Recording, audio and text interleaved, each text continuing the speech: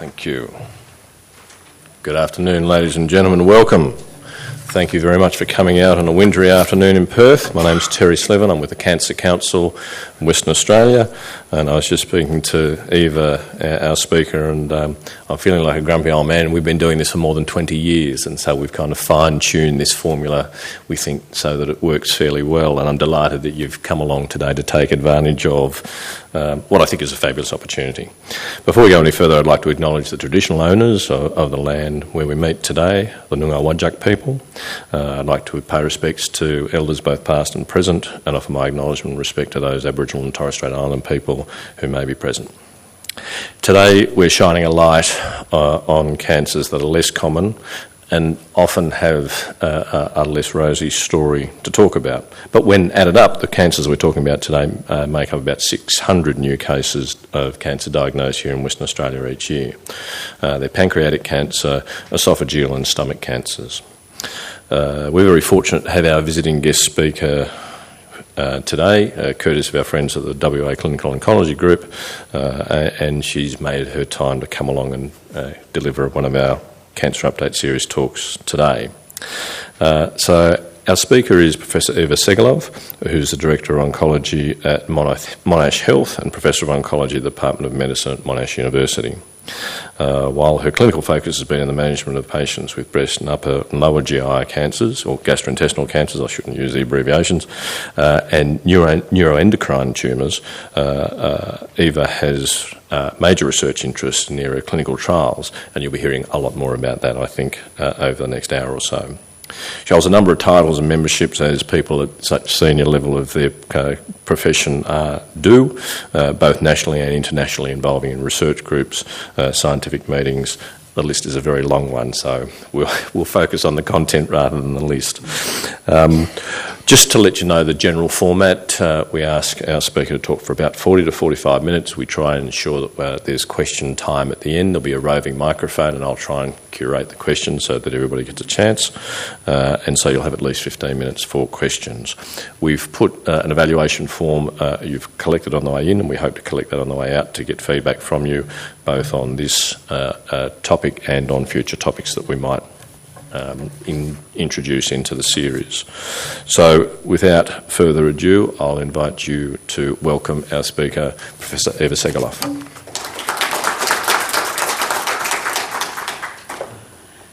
Thank you very much. It's really a great honour for me to come and talk to you. I give lots of talks to other health professionals, but it's always my favourite when I can actually talk to the community. And I think that as time goes on, things become more and more complex, and it's very challenging to work your way through all the information that there is about cancer and cancer treatments. And today I really hope to give you a background into what clinical trials are and why they're so important, and then we'll focus in a little bit on trials in gastrointestinal cancer. So how do we move forward in medical research and in medical treatment? The pillar of medical traditional advances is what's called evidence-based medicine. And that's where we use rigorous methods to test something and make sure it works. And that's no different to testing a part on an aeroplane to make sure it doesn't break. We don't just accept what the manufacturer says, that this is safe and there's no problems with it. It has to be rigorously tested. But this does bring in both a pro and a con, in that you have to use statistics and evaluate things in groups of people, and there are limits, of course, to what a group can tell us about any one individual person.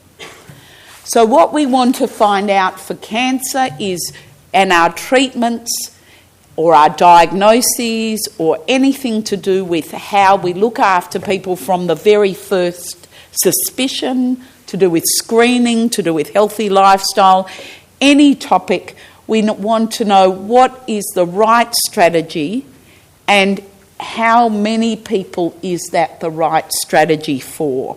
because not everything will fit 100%. We also want to work out how does it work.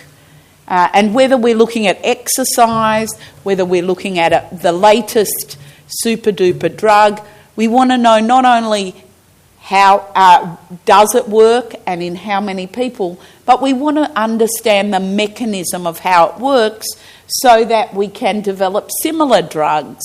And we've made great advances, even in the last few years in cancer treatment, by understanding how cancer cells work and how they're vulnerable, and then making medication that attacks that vulnerable point in the cancer cell's life. The issue, you'll hear this word a lot, is how we can develop what's called personalised medicine, the right treatment for you as an individual. And as you can imagine, looking around the room, we're all very different.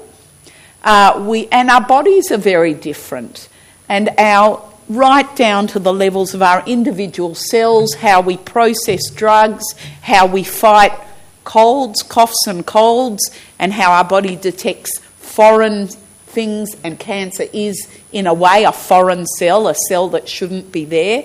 So we all vary enormously on those levels. On one level, we're all very similar, and we're quite different to mice, in whom we have to test our treatments initially, and cells on a plate in the laboratory. As well as finding out about treatments, the good side, we need to find out what the downsides are. What are the side effects? Because almost any treatment or even a test will have a potential downside. What are the financial costs? Because unfortunately we live in a period of limited resources, and we have roads, we have schools, we have health, we have many things that as a community we want to fund. And also, what are the opportunity costs of the treatment?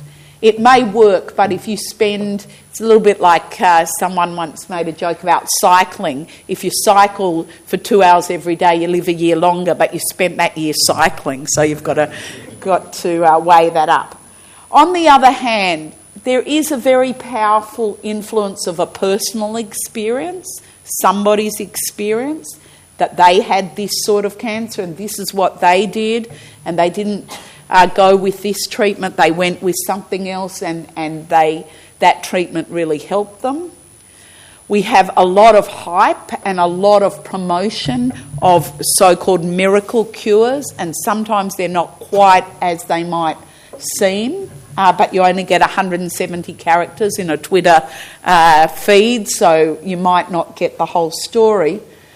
There is also very much linked to the cancer experience the need for hope and the language around fighting the cancer and not giving up.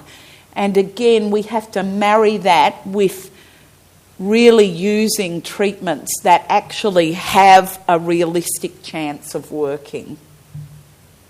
And again, we come back to that conflict sometimes between doing the very best for the individual in front of you versus making choices for the whole community. And one of the problems that this gives us in gastrointestinal cancer is for the rarer cancers, they sometimes miss out on funding or attention that more common cancers get. So what are clinical trials? Very briefly, they're the way that we move treatment from the laboratory, from cells or animals, into humans. They are very structured. They start with the first ever in man type of trials where we use them in either healthy volunteers or in cancer. We use it in people who are fit but don't have any standard treatment options. We do what's called phase 1 trials where we test the safety. It's no use having a miracle treatment if everybody ends up in hospital and can't tolerate the treatment. We do phase 2 testing, which means we've got a safe drug, and it might have worked in a couple of people, but we need in a larger group of people to see how well it works. And phase 3 testing is when we put the treatment up against the gold standard. So half the people get the absolute gold standard and half the people get either the gold standard plus the new treatment or some variation. They might get the new treatment but then be able to access the gold standard if the new treatment doesn't work. And then there's the phase 4 trials, which is where we say, look, this worked really well in this clinical trial. Everybody is using it now. Does it work as well when it's used in the community as it did on the clinical trial? Because, in some ways, the clinical trial is a sort of super selected group and gets really careful attention. And when that treatment goes out into the broader community, we want to make sure that people are treated as they were on the clinical trial. So how do we conduct clinical trials?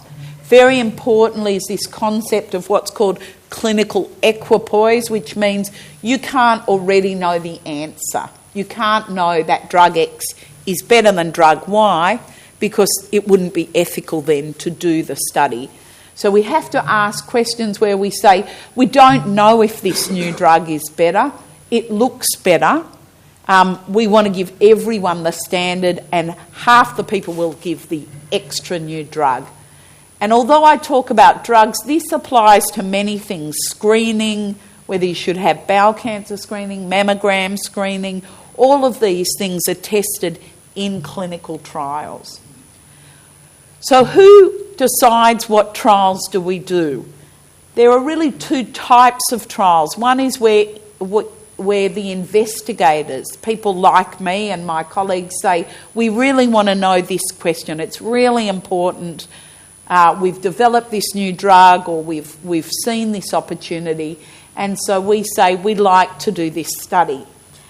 The other is where industry comes with a test or a product and says, we've developed this, we need it tested now, and we want to work with you to test it in an unbiased way. And clinical trials are really pretty special because most other products are not tested to this degree. Marketing, free market is what rules, and if you can convince people to buy your product, as long as it's safe, then that is the level of proof that you need. But because we are dealing with health and we're dealing with drugs or treatments, surgery, any sort of treatment, or even a diagnostic test that can have harm, we need to use this very structured, rigorous way of testing. Who sponsors the clinical trials? That means who takes the responsibility. There are either, again, academic trials that universities run or national trials groups run, and I'll talk to you a little later about our national gastrointestinal trials group, or industry-run trials, but they are subject to very strict codes of conduct. The main principle is that patients give informed consent. So people are given the opportunity to go on trials with a lot of education, with no penalty if they don't participate in the trial, with the trial being overseen by many different layers of governance. Most trials have an external body that reviews the safety of data as the trial goes along. So lots of forms of making sure that clinical trial conduct is ethical. And then one of the issues about clinical trials that's very important is that we present our results, even if it's a negative study. So this is me at the European meeting of Oncology, And you can see the two lines on the graph look fairly similar, which means that there wasn't really a difference. You tend to get more famous in academia if your drug makes a big difference, so that if that had been a different result, I might be much more famous. But it is actually very important to also find out what doesn't work, because preventing or protecting people from having treatments that don't work is very important. And also understanding why this treatment doesn't work might lead us to develop a treatment that does work, because we understand why it doesn't work, and we make a workaround so that we find a treatment that does work. And then we publish our results in the open, academic, unbiased journals.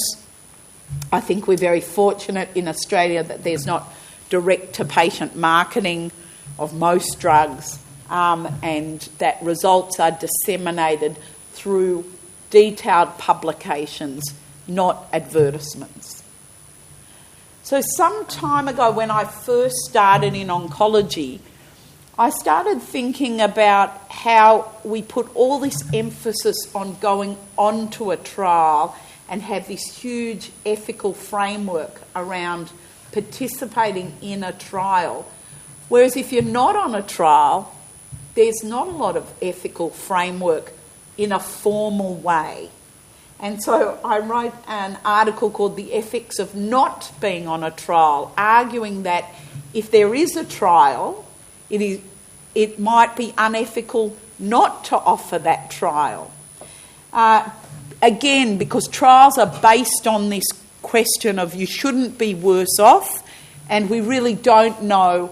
We know what the standard treatment is, but we don't know if this new treatment is any better or worse. So if you're not on a trial, your doctor will choose the treatment. And there are potential biases. You have to make sure that you are seeing a real expert in the field, because new information is coming thick and fast, almost at an overwhelming pace. And that's why you'll find oncologists are sub-specialising now in most centres, because there's just so much new information. And again, there's very rare occasions where there's a one-liner, this fits all, completely change for everybody, go from here to here. It's much more subtle than that. This might be better in a small number of people who have these characteristics, and this is what you have to watch out for, and this is how you have to adapt your treatment. So there's a lot of knowledge coming, and you want to be sure that you're being offered the very latest treatment.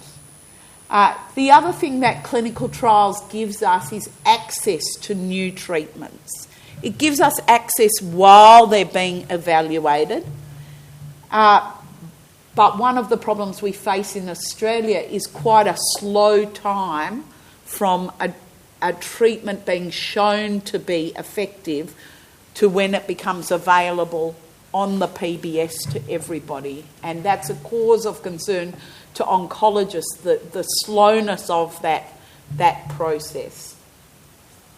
However, there are only limited number of trials, and while we would want everybody to be on a trial if they can, in reality, there's actually many occasions where there's not a suitable trial.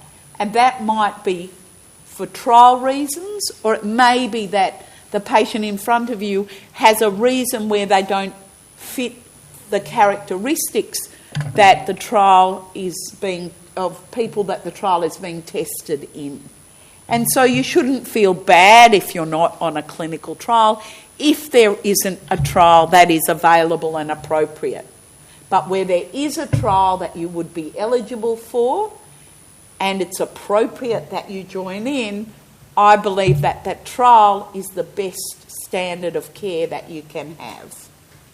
You always need to make this decision in partnership with your treating team. So what have cancer trials taught us? Really, they've taught us everything we know about standard treatment. About the last drug not to have been tested in a clinical trial is penicillin, because it worked so unbelievably well that it was unethical to do a trial where people with serious infections, half got penicillin and half didn't. But nowadays, where we have many treatments, really we can no longer bring in a new treatment without this rigorous evaluation. We learn about what works and what doesn't work. And we learn which areas to focus on. We learn how to pick winners. What have cancer trials not taught us? Well, there are many unanswered questions, many questions we still need to address, so that we can't say that we know everything. We've still got a whole area that we need to explore, and clinical trials are slow and bureaucratic because of those heavy ethical considerations. There are a lot of good ideas that just never get to be tested, and that's why I've got, are we ever going to test humans being on Mars? It's very ambitious.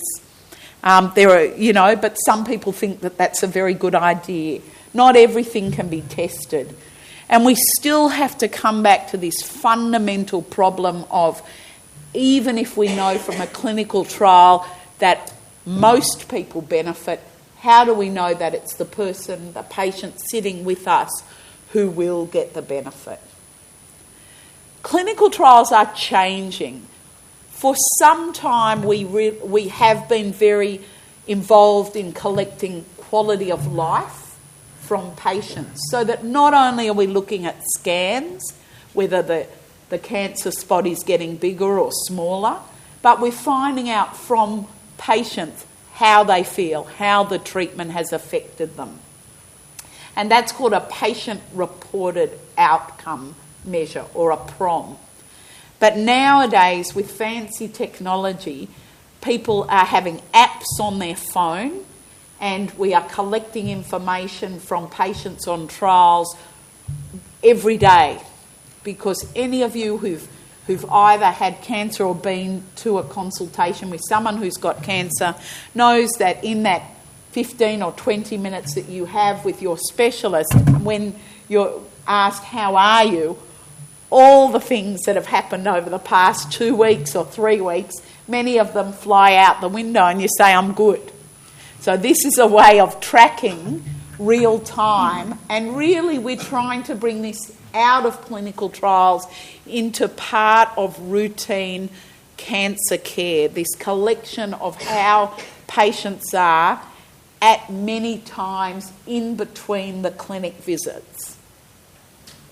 We've also going to move away from these very large studies where we have to use many, many people to work out the answer to a question, by trying to integrate much more what we understand from the laboratory, from biopsies of cancers, where we look at the genes and all the way that the cancer is working, and do trials on much more selected people. And that does mean some people will miss out on trials, and you will find that trials where anyone who's got bowel cancer can participate in are getting smaller and smaller. You have to have a particular type of bowel cancer and a particular set of criteria perhaps to enter a trial. And that's because we want to get more value out of the trial by narrowing in based on our understanding of how the treatment might work, so that we can focus really on the group where we think a group of patients where we think the treatment will benefit the most. Other things that have affected clinical trials, we now have far better imaging techniques, fancy MRIs, PET scans, all sorts of different imaging. And so we can see things that 20 years ago might have been called a clear X-ray. So that is challenging, because as we can see more and more subtle problems, we need to make sure that that actually translates into how people feel and how drugs work. So the more sophisticated the tools are, the more we need to adapt how we change our definition of, is this drug helping someone? We've got to make sure that we are comparing apples to apples or oranges, that, again, as I said, we have a mixed group. No two humans are the same, and we need to understand trials in terms of who we are comparing. And one example is that recently in lung cancer, there's a mutation that's much more common in people of Asian ethnicity. And so trials that were done in Europe were repeated in Asian populations, and the drug worked better in Asian populations because more of cancers had a particular mutation in that ethnicity. And for gastrointestinal cancer, particularly esophagus cancer, where there are very high rates in Japan and Korea, partly because of the diet and smoked food, pickled food, we need to work out that different comparing treatments across different populations, we may have to account for those factors. Now, as well as clinical trials, there's also an emphasis on what we call registries now, which means that we want to track everybody with the disease, with consent, of course, and in a de-identified manner so that no one can find out your personal information.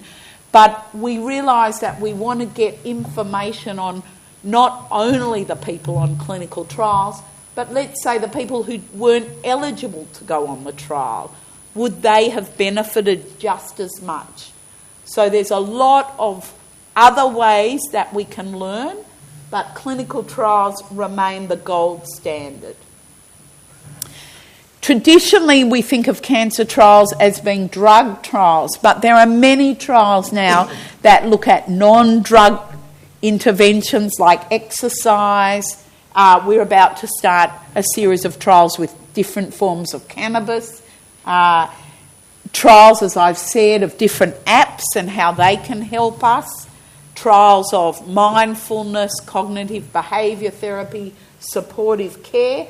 And there was even a trial to look at whether the trial website made a difference. So trials about how to do trials. What are the challenges in clinical trials? The tussle for money, a small pot in Australia for medical research, all diseases being important. Alzheimer's disease becomes increasingly more important. As you get older, you become more sympathetic to funding going to diseases associated with elderly people, rare cancers, children's cancer, heart disease, stroke. There are many, many worthy causes, and the dollar is pulled in many ways. We are still waiting to see what the Medical Research Fund, the new arrangements, how that will help and improve our cancer research. We also have the challenge of trying, as I said, to bring advances rapidly into normal clinical practice. And it's a big problem for patients where there is a therapy but it's not yet being supplied by our PBS system. And that's a constant challenge that patients face and their doctors. Clinical trial rates are pretty low, and this is really across the board. Not many countries as a whole have rates of clinical trial participation of more than about 5%. And we know that we have underrepresentation from people with culturally and linguistically diverse backgrounds, from rural and regional centres, and rare cancers. And we need specific strategies to try and address this. We want to increase the overall rate of participation in trials, but we also want to ensure equity and availability of trials to all. So we still need to streamline our ethics processes. I'd make a plea, they are still too slow. We are modelling things like teletrials, so you may be aware of telemedicine, where somebody sits in front of a screen and interviews a patient who lives far away. And we are looking at moving clinical trials into that model as well. And we are constantly seeking to publicise the role of clinical trials. I'm going to talk a little bit more now about the impact of clinical trials on the treatment of patients with pancreatic, esophageal and stomach cancers. And we are very fortunate in this country to have a very strong national GI clinical trials group, which is called the AGITG, a bit of a mouthful. It's Australasian, because it does include New Zealand, Gastrointestinal Trials Group. And we have meetings, and I'm the convener of our annual meeting coming up, where we discuss our current trials, we look at new trials, we look at what other trials groups are doing. We have very strong consumer participation, and we really are trying all to work together to make advances in this difficult area. Our partner patient in our organisation is called the GI Cancer Institute. We're actually one and the same, and you can see that we have education, we have philanthropy, we have workshops for researchers, and most fundamentally, we run academic clinical trials. Who do we partner with? We partner with other national groups, for example, TROG, which is the Radiation Oncology group. They do lots of trials with radiotherapy, so we combine with them for trials in gastrointestinal cancer where radiotherapy is part of the treatment that we are looking at. We have strong links with many trials groups across the world, particularly with Canada, because their healthcare system is somewhat similar to ours. We do partner with industry. They are a major partner for us because most R&D of new therapies is performed in the pharmaceutical industry. So they, by necessity, need to be a strong partner, and we should be proud of our partnership and the very firm structure that we have to ensure that the ethics and the governance of trials are maintained. And we also link with many different patient support groups, and I put up the Unicorn Foundation here, which is a particular interest of mine is neuroendocrine cancers. Many of them occur in the gut. They're not as rare as you might think, but this is a very active advocacy patient group that is really looking at improving treatments, and they are now funding pilot clinical trials, things that perhaps didn't get government funding because the cancers are seen as rare, but this group feels is using their own patient advocacy to bring clinical trials into reality. So what have we learned? I'll just quickly go through some of the AGITG trials. The Scott study that is just about to be published was just presented at a big conference last month, looked at how long do we need to give chemotherapy for people with bowel cancer that hasn't spread to the rest of the body, people who have operations and then get mop-up chemotherapy, and that's traditionally been for 6 months. And this was a study where half the patients got only 3 months of treatment and half the patients got 6 months of treatment. And that's a very challenging study to run because many patients think more is definitely better. The reason we did it is because one of the drugs causes significant side effects, particularly in the last 3 months it has been given. And really that study's given us a lot of information that if you have a lower risk colon cancer or rectal cancer, not a higher risk one but a lower risk one, probably 3 months of treatment is all you need. So that's a great advance. There was a study called TACTIC that was looking at one of the new antibody treatments, what's called a targeted treatment, because we know that it works at a particular pathway in the cancer cell that has been altered by the cancer cell, so it doesn't obey the usual stopping mechanism that the body uses to control cell growth. And this was in biliary cancer. And this is a particularly big achievement of our group because biliary cancers, cancers of the bile ducts or the gallbladder, are pretty rare, and it's harder to do a trial in a rarer cancer, and we have particularly tried to tackle that and not say they're too rare, we'll just do trials in very common cancers. There's another cancer called a GIST tumour that often occurs in the bowel, and again, we're doing trials in that to look at the 2 different drugs that we know work and see, is it better to stay on one drug until it stops working and go to the other one, or should we switch so that the cell doesn't get used to one of the drugs and work out how to bypass it, so you're constantly shifting the drug so you're keeping the cancer cell on its toes and not allowing it to adapt. And there are many, many more. What are we testing right now? We're running a trial of a very simple drug, aspirin, which we know works to prevent heart disease and stroke, but it may well prevent or help prevent bowel cancer from coming back after it's been cut out. And if that's successful, that's a very cheap and easily available treatment, not a very expensive, fancy treatment. So this could be rolled out, if it's positive, to many, many people and many countries, even low-income countries across the world. We're doing a trial called Integrate 2.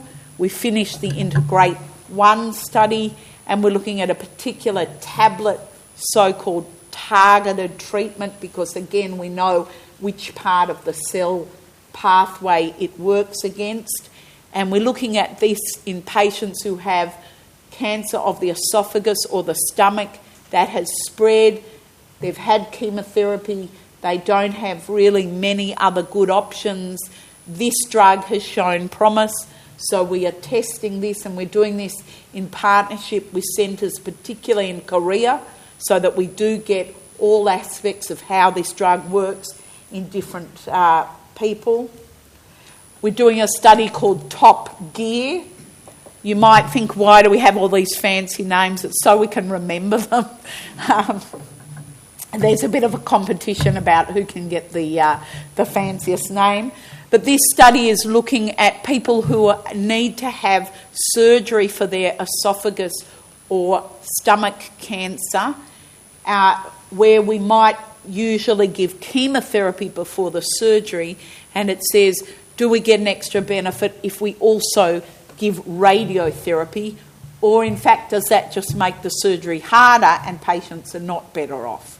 So we will never know that unless we test it in a clinical trial.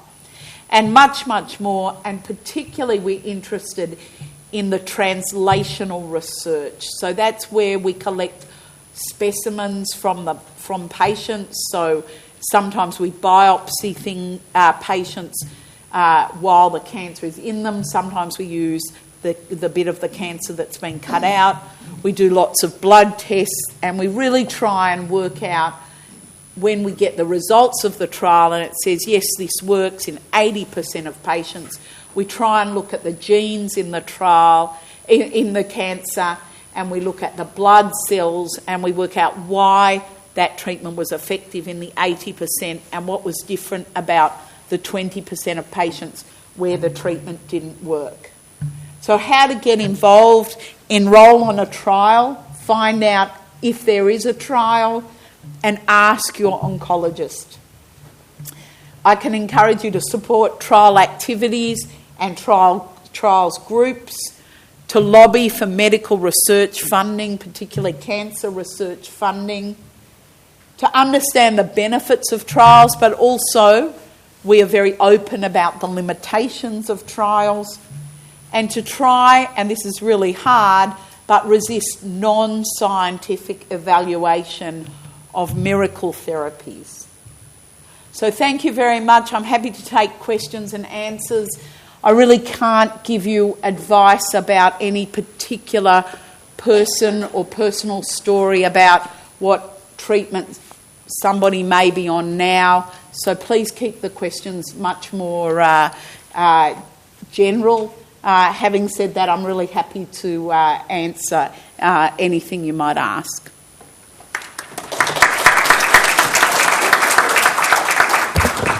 That was fabulous. Thank you, Eva. Now, we've got a roving mic, and Carly over there has got it, so you need to grab her attention. The reason for that is we're recording the talk, which we then put on our website later on, and lots of people who can't make it into the room access the talk through that mechanism, so your question will only be captured in that recording if you ask it via the microphone. So if anybody has any questions, thank you. Over the past 12 months, I've undertaken complete removal of the stomach. This arose from the discovery. I usually had the usual endoscopies and over the years with negative result.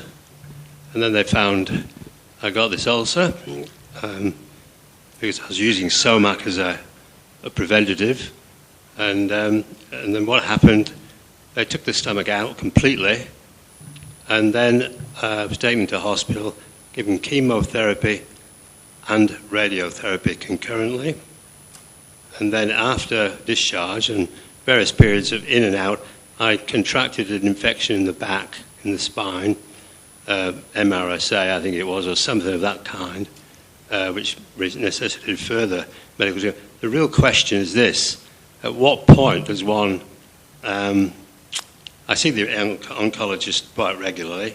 I'm quite happy with the treatment he's been giving me. I've been in the public and private system because we haven't got the resources in Western Australia that you have in the eastern states. I used to live in Melbourne and England. So my question is this: at what point does one not exactly give up hope, but find a lot of negatives? The GP is too busy to turn around. At what point, and what you've said today sort of gives one hope that there are lots of expert people trialling different methods of treatment, but I'm not sure that the Cancer Council are fulfilling their duty properly in bridging the public health systems and the aftercare situation. It would be probably better in the eastern states, but in Perth, resources are very limited. So that's my question. Is there any way that one can, with a reasonable degree of intelligence, say, well, look, this is happening. For example, I can't eat the normal meal now, obviously. I have to have small and often. But it's not working. I'm getting a situation where it's coming back all the time. Not so much the food, but the sputum or the... Okay, so thanks for your question, and I'll get to... And no one seems to be able to answer the question, that's all.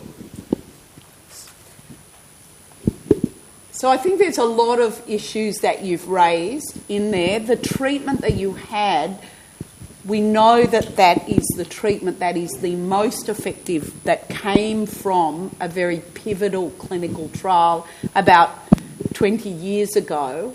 But we also realised that the people who had the treatment on that trial are left with a lot of legacies, as you've described.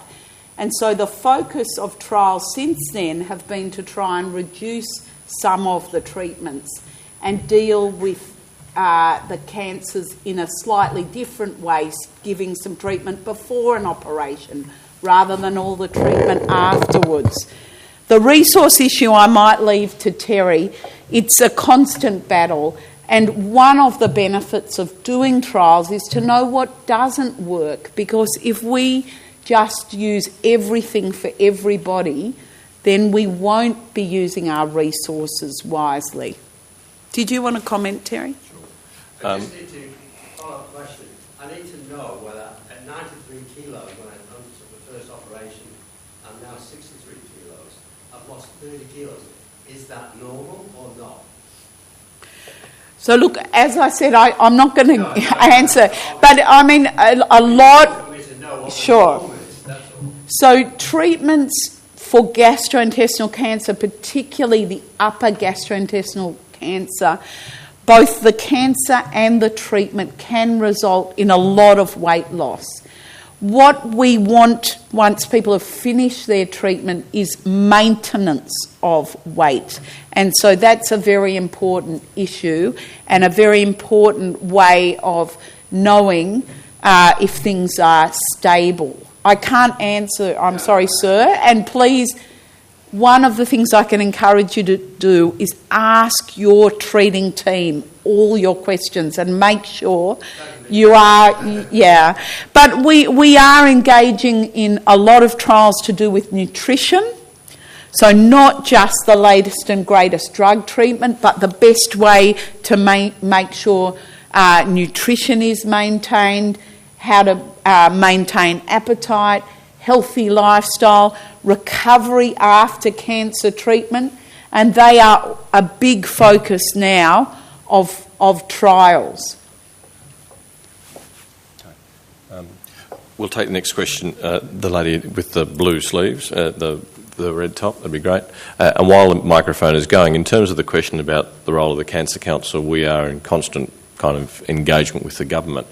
One of the things that's really important to get on the record and is backed up by data is that in terms of cancer outcomes in Western Australia compared to other states, 5-year survival data, the kind of benchmarks that are used, we are not doing worse than other states. We are certainly amongst the best in the world. That doesn't mean things are perfect, and that doesn't mean we're happy to rest on our laurels. And one of the things I noted in Eva's presentation about the level of participation in clinical trials, she nominated 5%. In Western Australia, I suspect the figures are well below 3%. And that's an area we've been trying to work on for quite some time to increase participation in clinical trials, because we believe that's an important way of improving outcomes. The gap between initial treatment for cancer and then aftercare is a challenge not only across the country but across the world, and that is an important consideration. Our cancer helpline is there to help individual circumstances and to steer people in the right direction. The extent to which we can, we certainly would be happy to do so. And the number is 13, 11, 20, and that's hopefully in all the documentation that you've got. So hopefully that will be of some help.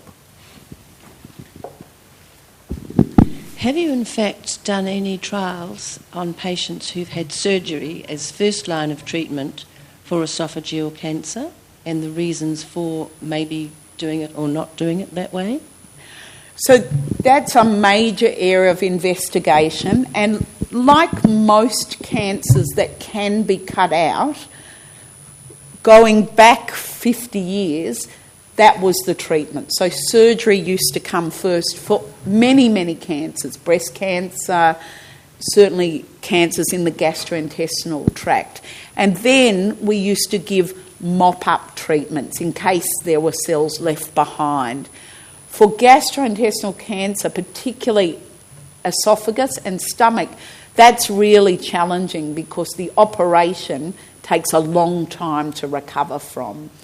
And so the thinking switched about 20 years ago now to what about if we move the chemotherapy first or the radiotherapy first or both of them first, and we do that treatment, and that way the cancer that's there is getting the benefit of the treatment, but so are any cells that are around. So that treatment's called neoadjuvant treatment. And that has actually been pretty much a game changer in cancers of the esophagus and stomach.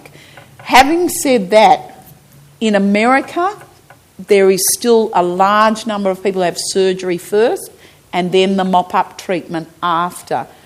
Our trials group has done a number of trials in the Top Gear study that I mentioned and a number of other trials also in pancreatic cancer to see whether treatment before surgery is better than having surgery and then treatment afterwards to see if more people are cured because it's an earlier stage. There are lots of trials also in things like breast cancer, but the difference there is that the recovery of surgery after something like breast cancer is generally a lot quicker, and so whether you give the treatment before or after doesn't seem to make too much of a difference. But it is a big difference where you're taking out someone's esophagus or stomach or pancreas because of that very slow recovery and a very long time until you can then give the mop-up treatment. So the answer is yes, we are actively investigating that. There's been a number of advances in that area, and we currently have studies. I encourage you to look at our AGITG website, and that goes through the studies in lay language and discuss them with any carers relating to who might be eligible for the trial. Congratulations. I'm excited with what you're saying, the way trials are being fast-tracked and things are progressing in cancer treatment. Has anyone done trials with, as far as the gut goes, with the microbes and relationship with cancer, like excess bad microbes will lead to cancer or excess good microbes will not lead to cancer?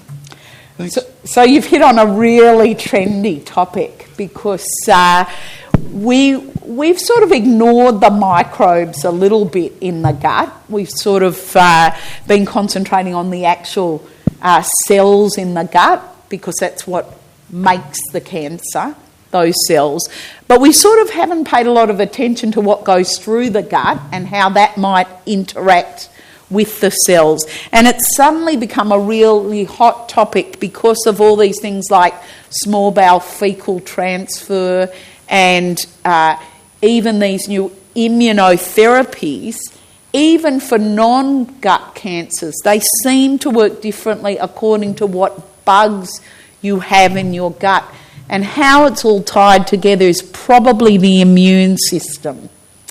And so there's a lot of interest. It's not a terribly sexy topic. Poo is generally not terribly sexy. And, you know, that's one of the reasons why we have very low bowel cancer screening rates, which is terrible. We really, you know, if you haven't had your bowel cancer screening, I cannot implore you more to go and do that because that absolutely saves lives, and we proved that in trials many years ago.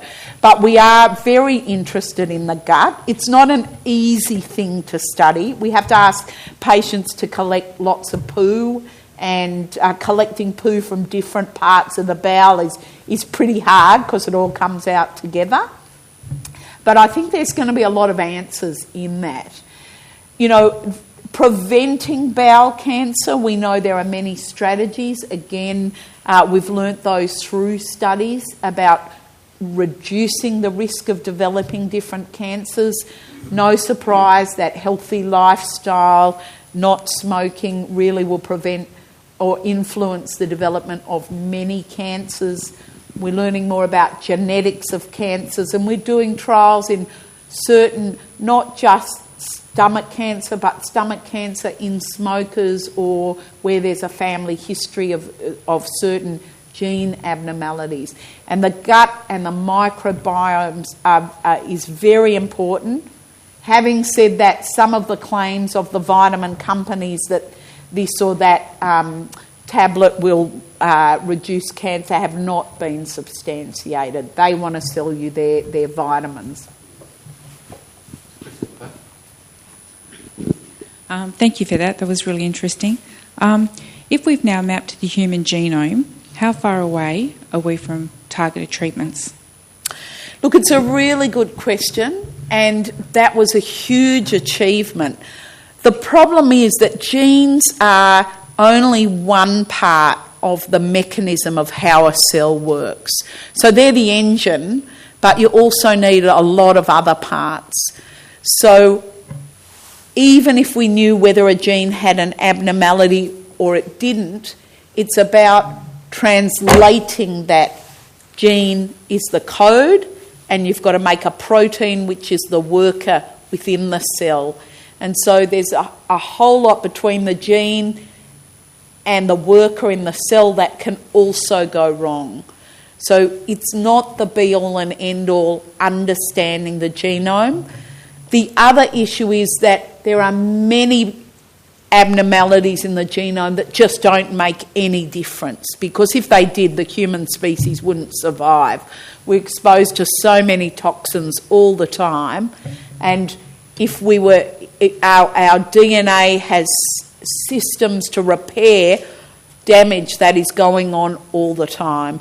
Not all smokers get lung cancer. It's not as simple as a one gene, one cancer for most people. In some circumstances, yes, there's a very simple direct relationship.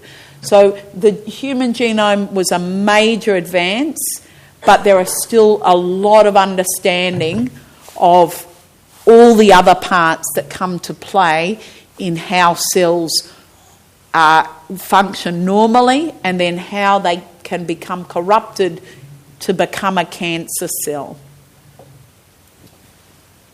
Make this one the last question, given the time. Microphone's coming. Thank you. You mentioned the trials with the Scott and the Tactic and the different ones to read. Is there one available for metastatic pancreatic cancer that I can read up on? So please go to our AGITG website. Also, there are a number of websites that list clinical trials around the world.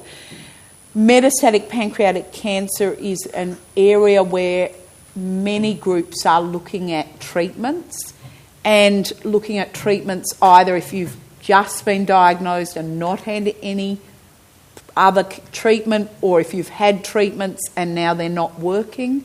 So there are many different trials and testing many different things. So there are studies. Sometimes those studies will be appropriate for a particular patient. Sometimes they will have a listing that we are limiting it to people of certain characteristics, or when we test the cancer it has certain abnormalities because we've got hints that this treatment might work better in that. But yes, there are treatments.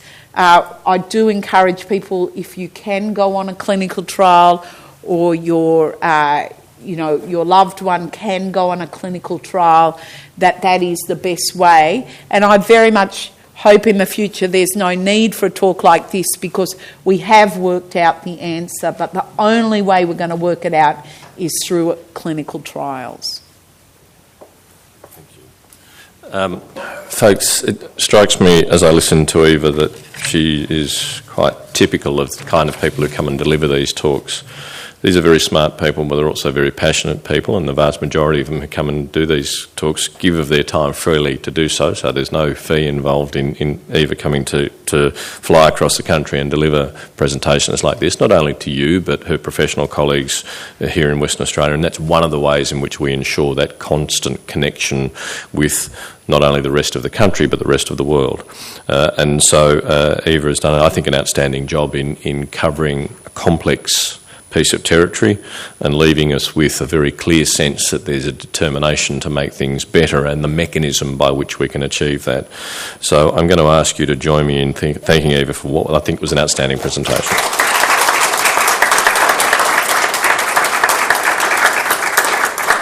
Now, just quickly before you go, if I can remind you, this talk will be on our website probably by the end of next week, once we do all the necessary editing and the like.